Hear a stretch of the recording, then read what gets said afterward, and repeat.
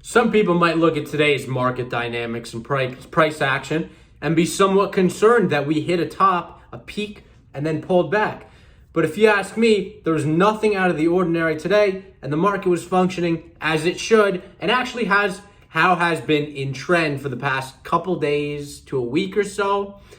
And that trend is the notion that people are very heavily weighted in tech stocks. They've got a whole lot of tech stocks. Those are big allocations in their portfolios, it seems. And they've been neglecting energy. And if you look at the energy stocks today, they were up very strong, like really, really strong. And they held through on the pullback. So it's not that the market is selling off all of a sudden that this is happening.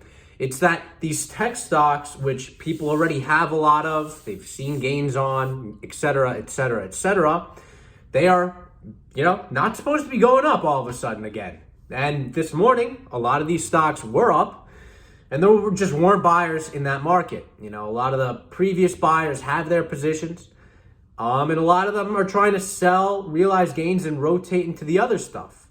So it's not a surprise to see that action happen. To see a little bit of a reversal happen there, that's pretty natural.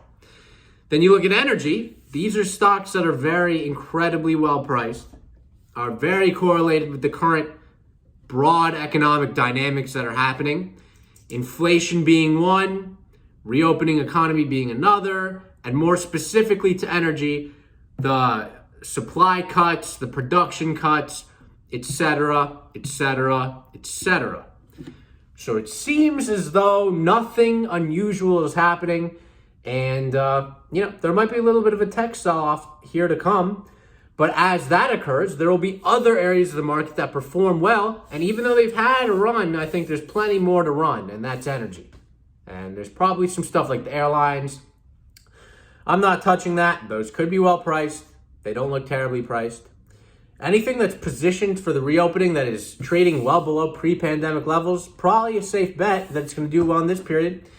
And anything that's been helped by the pandemic that is all of a sudden going to be less desirable in a chip shortage and a reopening economy with lots of pent-up demand, probably is going to take a back seat, as it should, for a little bit. Now, wait a second, Billy. I've got all these tech stocks I like.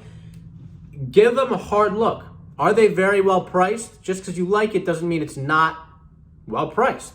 There's a lot of stocks I like that I don't own anymore because they got too expensive.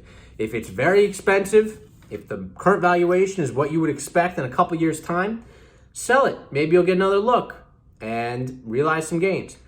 It makes sense to hold a tech stock if you believe in the long-term story. If you think the market is mispricing it, we're not valuing a lot of this potential.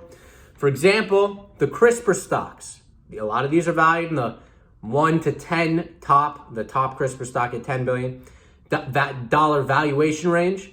This is a technology that has the potential to revolutionize all of health. That big.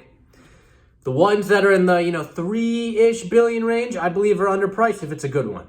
I'm holding those through.